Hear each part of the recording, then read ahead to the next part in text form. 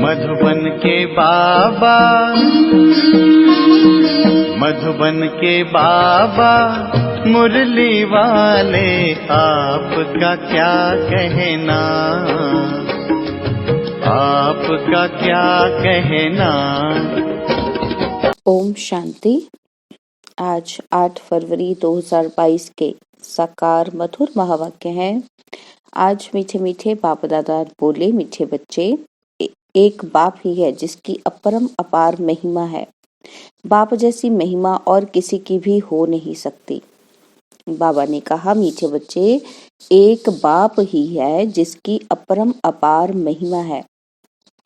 बाप जैसी महिमा और किसी की भी हो नहीं सकती है।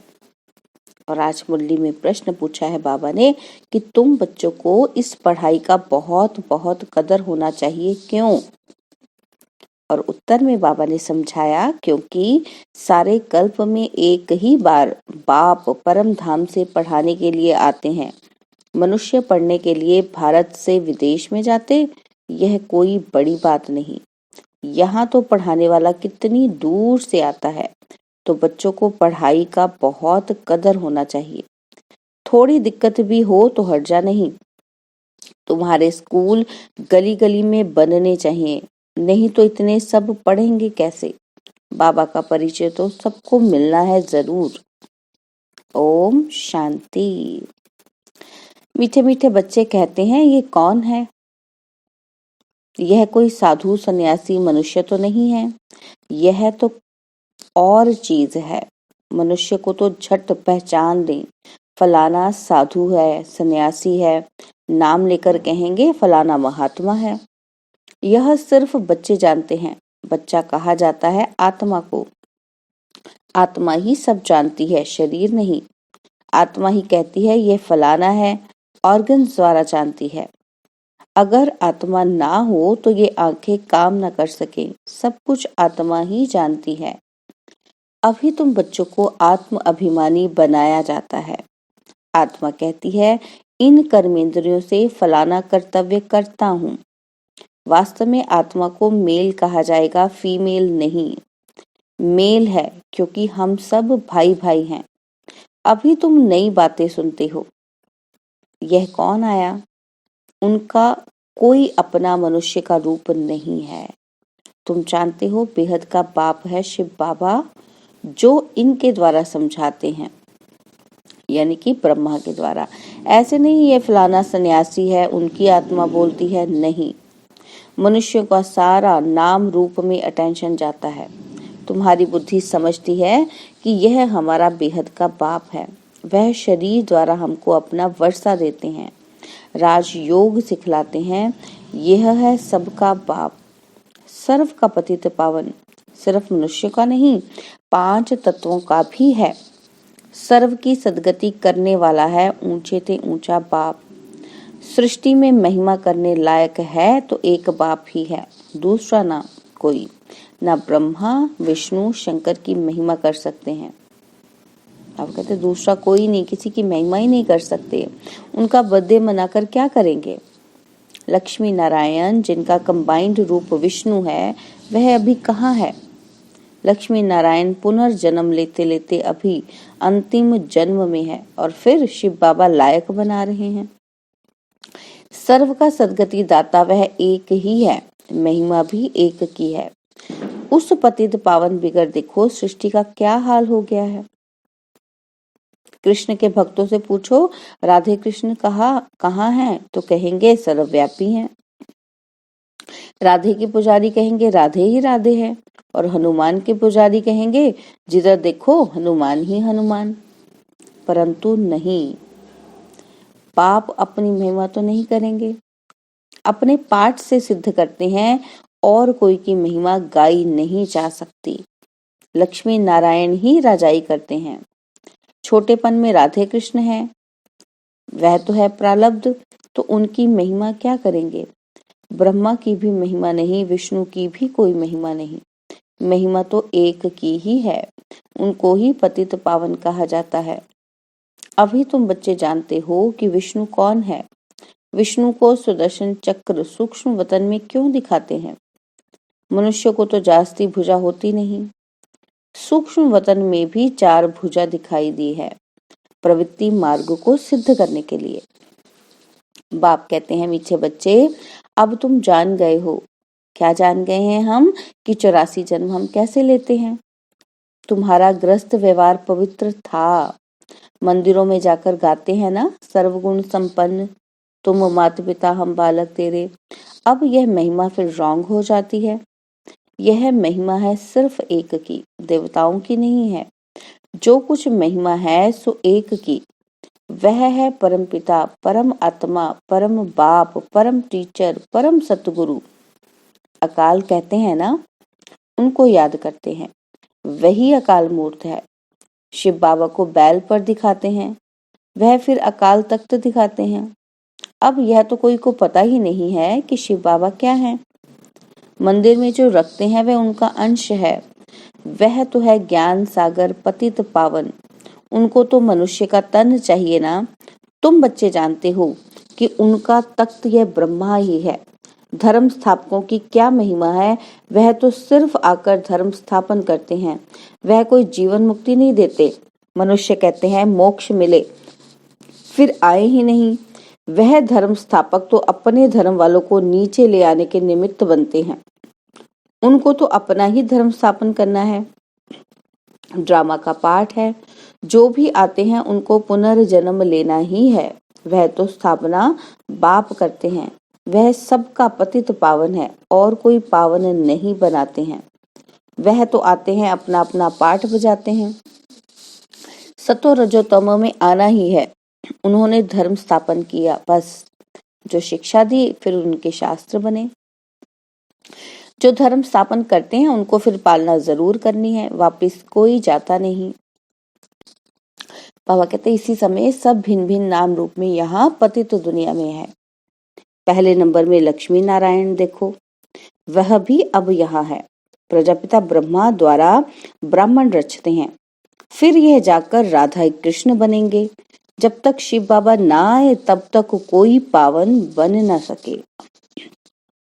बलिहारी उस एक की ही है, उनकी ही महिमा है।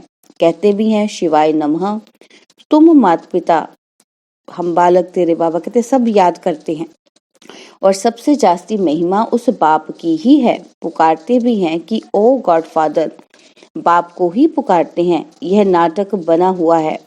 जब सृष्टि पुरानी होती है तब बाप आते हैं। मूल वतन, सूक्ष्म वतन, स्थूल वतन, तीनों लोगों का ज्ञान देते हैं। ज्ञान एक ही बार मिलता है, उनको ज्ञान का सागर कहा जाता है। बाकी यह सूर्य, चांद आदि तो बेहद मांडवे की रोशनी देने वाली बत्तियां हैं। वह रात वह दिन, यह मांडवे की बत्तियां हैं। ऐसे नहीं कि सूर्य देवता नमः कहेंगे, नहीं, देवताएं तो ब्रह्मा विष्णु शंकर हैं। कोई मूल वतन से आत्माएं यहाँ आती हैं तो सीधा गर्भ में जाती हैं, सूक्ष्म वतन में नहीं जाती। सीधा सत्युग में आएंगी, गर्भ महल में। बाबा कहते वहां तो कोई पाप कर्म होते ही नहीं। यहाँ पाप करते हैं तब त्राही त्राही करते हैं। धर्मराज हमें बाहर निकालो, हम फिर पाप नहीं करेंगे। और बाहर निकलने से फिर पाप करने लग पड़ते हैं। वहां की वहां रही। बाबा कहते यह भी ड्रामा में है। भारत का सबसे बड़ा दुश्मन रावण ही है। द्वापर से रावण राज्य शुरू होता है। द्वापर में ही देवी देवताएं वाम मार्ग में जाते हैं। उनका फिर मंदिर है। पुरी में देखो कैसा मंदिर बना हुआ है। अंदर जगन्नाथ की मूर्ति है और बाहर में देवताओं के बड़े गंदे चित्र हैं। ऐसे ऐसे चित्र मंदिर में नहीं होने चाहिए। बाबा कहते तुम तो अभी श्रीमत पर श्रेष्ठ बनने का पुरुषार्थ कर रहे हो। सत्ययुग आदि में लक्ष्मी नारायण श्रेष्ठ है ना, उन्होंने ये श्रेष्ठ पद कैसे पाया, अब तुम फिर से पढ़ रहे हो। बाप कहते हैं कि मैं कल्प कल्प कल्प के संगम युगे फिर से आता हूँ, आता ही रहूंगा।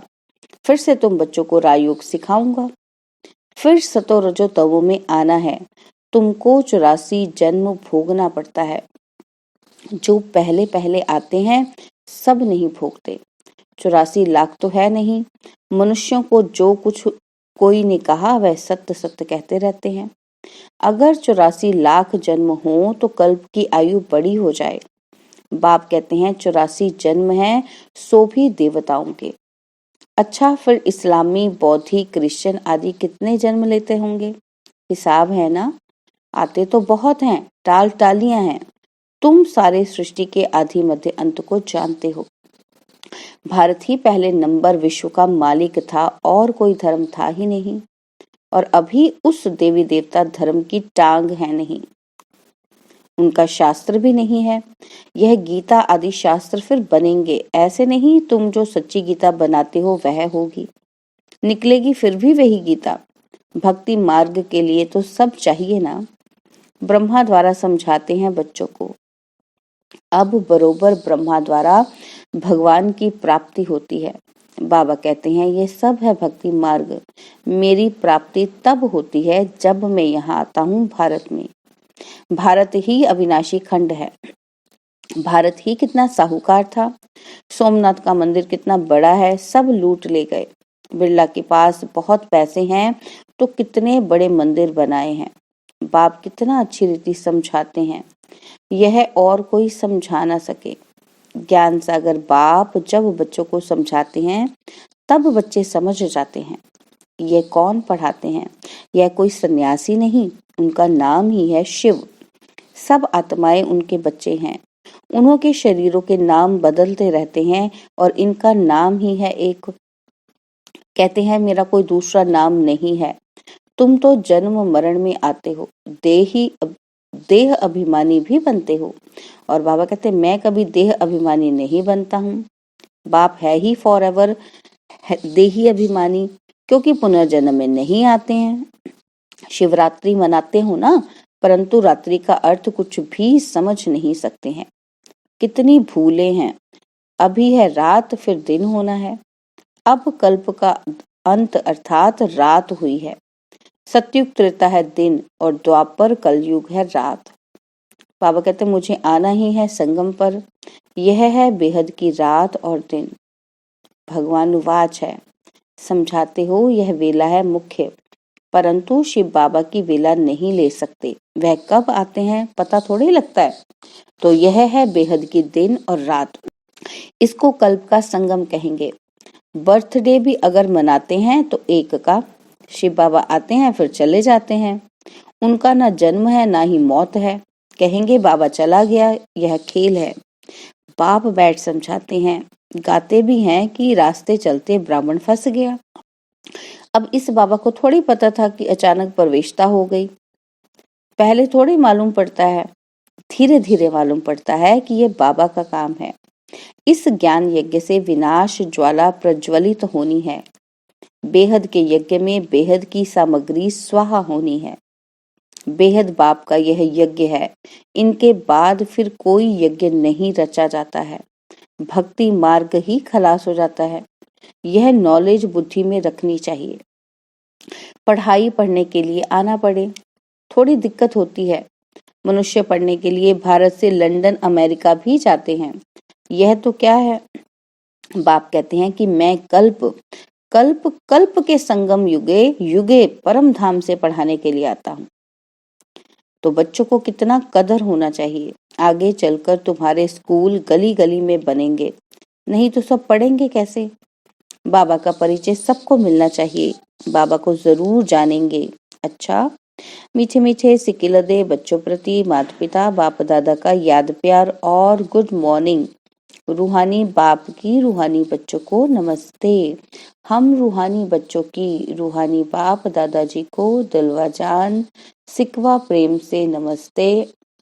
ओम शांति। प्यारे बाबा, मीठे बाबा, मेरे बाबा, शुक्रिया बाबा, शुक्रिया बाबा, शुक्रिया बाबा। धारणा के लिए मुख्य सार है। पहला पॉइंट है, श्रीमत पर सदा श्रेष्ठ बनने का पुरुषार्थ करना है। पढ़ाई के लिए कोई बहाना नहीं देना है, पढ़ाई पढ़नी जरूर है। और सेकंड पॉइंट है, जैसे आदि में पवित्र गृहस्थ आश्रम था, ऐसे अभी अपना पवित्र गृहस्थ आश्रम बनाना है। बलिहारी एक बाप की है, उसका ही गुणगान करना है। और वरदान दिया बाबा ने कि हर खजाने को स्व प्रति और सर्व प्रति कार्य में लगाने वाले अनुभवी मूर्त भव।